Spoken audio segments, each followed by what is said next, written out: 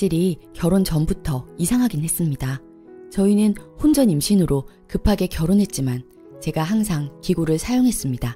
하지만 100%는 아니라고 배웠기에 아내가 임신한 것 같다고 해서 당연히 제 자식인 줄 알았고 당연히 아무런 의심도 하지 않았습니다. 그만큼 사랑했으니까요. 그런데 아이가 자라면서 저와 아내 둘 다 너무 닮지 않아서 점점 의심이 생기고 최근엔 그 의심이 걷잡을 수 없을 정도로 커져서 아내 몰래 친자 검사를 의뢰했습니다. 결과는 제 아이가 아니었습니다. 지금 생각해보니 괜히 검사했나 생각도 듭니다. 왜 모르는 게 약이라는 속담이 있는 줄 알겠더군요. 친구들이나 회사 동료한테 말도 못하고 매일 퇴근하면 회식이 있다는 핑계로 혼자 술집에 갔습니다. 평소에는 회식 끝나면 항상 아내 먹으라고 먹을 것을 사다 주곤 했고 회식하는 중간마다 아내에게 미안하다고 사랑한다고 전화해줬습니다. 그런데 제가 회식을 한다고 하고서 이런 행동들을 안 하니까 아내가 바람 폈느냐고 요즘 수상하다고 절 몰아붙이기 시작합니다. 완벽하게 티를 안 내려면 이전에 했던 행동들을 그대로 해야 했지만 아내에게 온갖 정이 다 떨어져서 도저히 전화로 사랑한다고 속삭일 수가 없었습니다. 정말 많은 생각이 듭니다. 그냥 내가 죽으면 모든 것이 끝나니 괜찮지 않을까 하고요. 더는 제가 이 사실을 알았다는 것을 숨길 수 없어 이제 말하려고 합니다. 근데 여기서 고민이 생깁니다. 제 자식이 아닌데 제가 키우고 싶습니다. 제가 퇴근할 때마다 제가 아빠인 줄 알고 정말 해맑게 웃어줬던 그 아이를 도저히 잊을 수가 없습니다. 제가 회사에서 지친 몸을 이끌고 돌아왔을 때 그 아이 덕분에 모든 피로가 날아가고 너무나도 행복했기에 제 친자가 아니라는 것을 알지만 제가 키우고 싶습니다. 하지만 아내의 얼굴은 보는 것만으로도 화가 나고 허탈하고 죽고 싶어서 도저히 아내와는 같이 살 수 없을 것 같습니다. 그래서 이혼을 하고 싶은데 이혼을 하게 되면 그 양육권을 친부도 아닌 제가 주장할 수 있을까요? 혹시라도 오해하실까봐 미리 말씀드리는데 제 경제 사정을 얘기한 것은 오로지 양육권을 위해서 얘기하는 것입니다. 일단 아내는 전업주부에 경제적으로 저보다 나은 것이 없습니다. 집도 결혼할 때 제가 대출받고 지금까지 모아온 돈으로 온전히 제 힘으로 샀습니다. 또한 제가 직장도 있고 벌이도 나쁘지 않습니다. 제가 경제적으로 아내보다 훨씬 나은데 아이의 양육권을 가져올 수 있을까요? 또한 정말 싫지만 갈등이 생기는 게 그냥 이 일을 여기서 덮을까 하는 생각도 듭니다. 네, 미친 소리인 거 압니다. 저는 아내가 너무나도 싫지만 제가 아무리 싫어도 이 아이에게는 엄마가 있어야 하지 않을까라는 생각이 듭니다. 그래서 이혼은 너무나도 하고 싶지만 아이 때문에 망설이게 됩니다. 이게 과연 옳은 행동인가 하고요.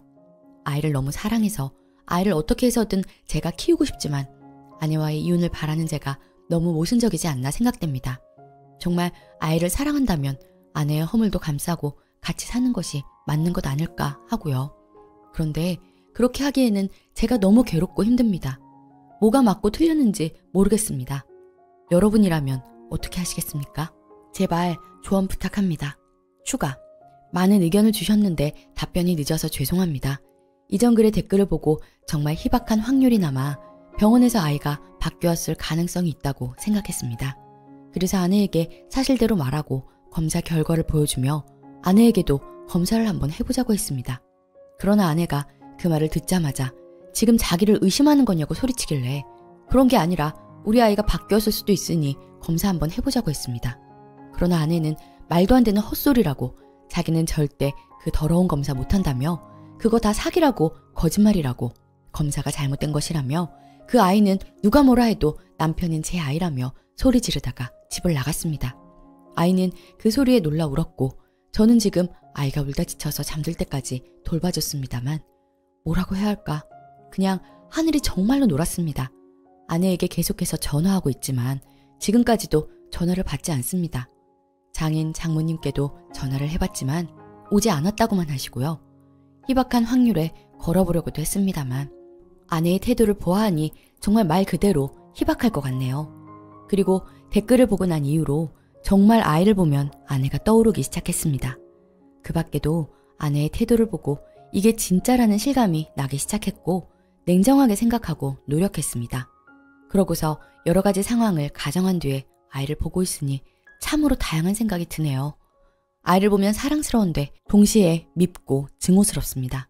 인간이 참 간사한 것 같아요. 제가 정말 쓰레기 같습니다. 내가 정말 이 정도밖에 안 되는 인간이구나. 이런 상황에서도 미래를 생각하고 있다니, 그런 생각을 하는 저 자신이 너무 혐오스럽습니다. 일단 장인 장모님께는 말씀드릴 생각이고요. 이렇게 글이라도 안 쓰면 정말 미칠 것 같네요. 얘기 들어주셔서 감사합니다. 추가 2. 그냥 말하는 것만으로도 답답한 게 풀리네요. 일단 아내는 아직도 연락이 안 됩니다. 지난번에 아내가 소리 지를 때는 안방에서였고, 아이는 엄마랑 아빠가 싸운 것만 알기 때문에 아이는 일단 몰라야 할 것 같아서 아이는 자신의 방에서 장난감을 가지고 놀고 있었습니다. 낌새를 보아하니 아직 무슨 일이 있는지는 눈치 못 챈 것 같습니다. 미안하지만 친가 근처에 있는 유아 카페에 맡겨두고 친가에 갔습니다. 저는 아이가 다른 아이들과 재밌게 놀고 있는 사이 제 부모님이나 마찬가지이신 장인어른과 장모님 댁에 가서 자초지종 설명해 드렸습니다. 장인어른은 다 들으시고는 자기가 그저 잘못했다고, 전부 자신이 딸을 잘못 키운 탓이라며 자책하셨습니다. 장모님은 말을 들으시다가 더는 듣지 못하시겠는지 방에 들어가셨습니다. 흐느끼는 소리가 들렸으니 아마 우셨던 것으로 짐작됩니다. 이제부터 어떻게 할지 여러 가지로 상의를 하고 난 뒤에 저는 아이를 유아 카페에서 데리고 나와 처가에 맡기고는 나왔습니다. 처가에서 나설 때 아이가 저를 보고 아빠 빨리 와 라고 할 때 정말 가슴이 찢어지는 줄 알았습니다. 그러나 더는 아이를 보고서 온전히 사랑만을 줄 자신이 없었습니다. 제가 키운다고 한 뒤에 제가 아이의 얼굴에서 엄마를 보며 아무 잘못도 없는 아이에게 화풀이 할까봐 너무 걱정되었습니다. 집에 돌아오니 그냥 눈물만 흘렀습니다. 저는 이제 아버지가 아니며 앞으로도 아닐 겁니다. 그 아이의 아버지를 찾는다고 해도 그 사람은 아마 아버지의 역할을 해주지 않겠죠. 아이가 아버지 없이 자랄 것으로 생각하니 아이에게 정말 미안합니다. 제가 아이에게 무슨 끔찍한 짓을 저질렀는지 너무나도 잘 알고 있습니다. 그래서 너무 괴롭습니다. 아이를 버린 저 같은 놈은 괴로워할 자격도 없는 것을 알지만 그래도 이 괴로운 마음을 도저히 어떻게 할 수 없네요. 이성적으로는 여러분 조언해 주신 대로 빨리 대책을 세워야 한다고 생각하는데 감정적으로 아이가 눈에 밟혀 도저히 그게 안 됩니다. 혼자서 견딜 수가 없습니다. 후기. 그동안은 주변 그 누구에게도 말할 수 없었기에 정말 너무 힘들어서 위로라도 받고 싶고 조언을 듣고 싶어서 올린 글이었습니다. 그러나 제 목적과는 반대로 댓글로 수많은 의심과 모욕적인 언사를 들으니 안 그래도 힘든데 더 괴롭고 힘들더군요. 일요일은 잠이 도저히 오지 않아 밤새 술을 마셨습니다. 저를 믿어주고 위로해주신 많은 분에게 예의가 아닌 것 같아 마지막으로 글을 씁니다. 월요일이 되어 좀 늦게 회사에 출근한 뒤 과장님에게 늦어서 죄송하다고 말하고 집안에 굉장히 안 좋은 일이 있어서 며칠 좀 휴가를 내야 할 것 같다고 말했습니다. 다행히 지각에 대한 것도 별말 않고 허락해 주셨습니다. 원래는 왜 휴가를 내는지까지 항상 묻는 분이셨지만 제 얼굴이 정말 안 좋았나 보네요. 그냥 물끄러미 제 얼굴을 쳐다보시고는 군말 없이 휴가를 허락해 주셨습니다. 가서 굉장히 오랜 시간 울면서 상담을 하고 휴가를 받고서 저는 정신적으로 너무 힘들어서 태어나서 처음으로 정신과에 갔습니다. 약을 받아왔습니다. 하루 총 3번 끼니마다 5알의 알을 먹으니 확실히 안 좋은 생각이 들어도 괴롭지가 않고 그런 생각들 자체가 거의 안 나더군요. 그냥 멍하고 졸리기만 했습니다. 약을 먹고 가만히 있다 보니 상태가 좀 괜찮아져서 화요일은 아침 일찍 이혼 전문 변호사 사무실을 알아보고 상담을 받으러 갔습니다. 가서 상담을 해보니 여러분 의견대로 사기 결혼에 해당한다고 하더군요. 그래서 사기 결혼으로 혼인 무효를 주장하기로 했습니다. 또한 다른 분들이 말씀해 주실 것처럼 친자 검사를 한 번 더 할 것입니다. 변호사님이 법적 증거 효력을 얻을 수 있는 것으로 다시 친자 검사를 해야 한다고 하더군요. 상담을 받고 집에 와서 멍하니 있으니 하루가 지나갔습니다. 수요일인 오늘 마침내 장인어른께 연락이 왔습니다. 그 여자가 장인어른이 집에 왔다고 하셨습니다. 그래서 가봤는데 다행히 아이는 없었습니다. 장인어른이 전화하고 난 뒤 이야기가 끝날 때까지 아랫집에 맡겨놨다고 하셨습니다. 그 여자는 뜻밖의 멀쩡했습니다. 상태를 보니 아무 걱정 없이 잘 먹고 잘 잤던 것 같습니다. 같이 이야기를 나눠보려고 했지만 아내는 장인어른의 말을 무시하고 결혼하기 전 자신의 방이 있었던 곳으로 문을 닫고 들어갔습니다. 장인어른이 아내에게 들은 사실들을 제게 말씀해 주셨습니다. 저는 지금껏 아내가 굉장히 순수한 줄 알았습니다. 그러나 실상은 정반대였습니다. 아내는 소위 말하는 클럽 죽순이었답니다. 저와 연애할 때는 항상 통금으로 일찍 들어가야 한다고 해서 그런 줄 알았습니다. 그러나 사실 장인 어른에게도 친한 친구 집에서 잔다고 하고는 그 친구와 함께 클럽에 갔던 것입니다. 장인어른의 말로는 그 클럽에서 그곳에서 처음 만난 상대들과 설령 누구였을지 얼굴이 기억난다고 하더라도 상대들의 이름이나 번호조차 알지 못하기에 소용이 없다고 하셨습니다. 아내가 굉장히 문란하게 놀았다고 합니다. 하룻밤 같은 것을 많이 했다고 합니다. 그리고 그 상대들이 너무 많아서 도저히 누가 애 아빠인지도 모르고 설령 누구였는지 얼굴이 기억난다고 해도 상대들의 이름이나 번호조차 알지 못하기에 소용이 없다고 하셨습니다. 정말 너무 어이가 없고 화가 났지만 계속 미안하다고 말씀하셔서 차마 화를 낼 수 없었습니다. 장인어른이 잘못한 것이 아니니까요. 그렇게 다 듣고 나서 이혼과 관련된 이야기를 하고 있는데 갑자기 아내가 방에서 튀어나오더니 말했습니다. 이제 와서 도끼눈을 뜨며 하는 말이 애가 불쌍하지도 않느냐고, 제가 없으면 아이는 아빠 없이 불쌍하게 클 것이라고 애를 가지고 협박까지 했습니다. 또한 이혼해도 자기는 자기가 알아봤는데 어차피 자기랑 이혼해도 제가 아이의 양육비를 대야 한다고, 이혼해도 자기는 손해볼 것 없다고 하더군요. 지금까지 그 불쌍한 아이를 두고 집을 나가서 연락이 없던 사람이 누군데.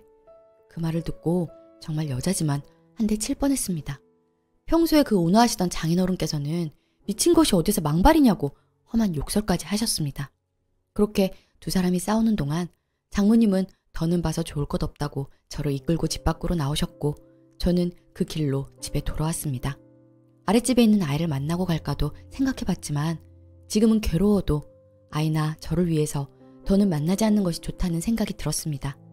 한 번만 더 아이의 입에서 그 사랑스러운 얼굴로 아빠라는 말을 듣는다면 제가 간신히 다잡은 결심이 분명히 흔들릴 것으로 생각했기 때문입니다. 그리고 집에 오자마자 혹시나 해서 담당 변호사님에게 전화를 걸어 물어봤습니다. 변호사님께 역으로 지금까지 들어간 양육비까지 받을 수 있다고 설명을 들었지만 그 여자가 제게 한 말이 마음에 걸렸습니다. 제 친자가 아닌데도 정말로 제가 양육비를 대야 하는지요? 변호사님께서는 다른 나라는 모르겠지만 적어도 우리나라에서는 아니라고 하시더군요. 그리고 어디서 그런 이상한 소리를 들었느냐고 하시기에 그 여자가 했었던 행동들을 말해주었습니다. 그러자 변호사님은 아내가 법정에서 똑같이 행동해 준다면 소송이 정말 쉬울 것 같다고 해주셨습니다. 화가 한계치를 넘어가서 그런지 약을 먹어서 그런지 지금은 매우 차분하네요. 아내가 마지막까지 적반하장으로 나와준 덕분에 저는 더는 아무 거리낌 없이 소송을 진행할 수 있게 되었습니다. 봐주기 없습니다. 이혼 소송으로 그 여자에게 뜯어낼 수 있는 모든 것을 철저하게 뜯어낼 것입니다. 그동안 제 이야기를 들어주시고 위로해주시고 힘을 주셔서 감사했습니다. 안녕히 계세요. 감사했습니다. 댓글, 힘내세요. 예전에 알았던 동생 이야기입니다. 이 친구 고등학생일 때 교통사고가 나서 수혈이 급했습니다. 당연히 이 동생 아버지가 애지중지 키운 딸, 혈액형이 같다고 수혈을 하려고 했는데 병원에서 모든 게 밝혀집니다. 부인이 바람펴서 낳아놓고 속인 모든 사실을요. 근데 그 아버지란 사람 키운 정이 너무도 커서 본인이 양육하는 걸로 하고 부인과 이혼합니다. 당연 자기 부모가 왜 이혼했는지 자신이 알고 있던 사람이 친부가 아니라는 걸 그 동생도 압니다. 기른 정으로 온 힘을 다한 아버지에 비해 이 동생은 자기 독립할 때까지 돈 때문에 같이 삽니다. 아버지가 부유하거든요. 하지만 어릴 때 그런 걸 겪어서인지 영악하고 대학 졸업 후 갓 회사에 취직하고 자신은 친자식이 아니라는 걸 알기에 받아낼 수 있는 모든 돈들을 요구합니다. 집을 사달라 안 되면 전세라도 해달라. 당연히 계약자는 본인. 이것저것 그 아버지는 다 해줍니다. 근데 그 동생 그 후로 자기에게 헌신한 아버지한테 절대로 안 가더군요. 이제 볼일 끝났다고. 이 글은 사실에 근거한 글입니다. 이래서 머리 검은 짐승 드리는 거 아니라고 하나 봅니다. 전 그 동생의 인성을 보고 끊었어요. 댓글 2. 진짜 차라리 조작이었으면 좋겠다. 아이는 아무 잘못 없고 글쓴이도 아무 잘못 없고 장인 장모님도 아무 잘못 없는데 왜 이들만 가슴 아파야 하나요? 지금은 혼란스럽고 아이를 키울 수 있을 것 같지만 시간이 흘러 이성을 되찾게 되면 남의 아이 키울 수 있을까요? 힘드시겠지만 냉정하게 생각하세요. 오늘의 사연은 여기까지입니다.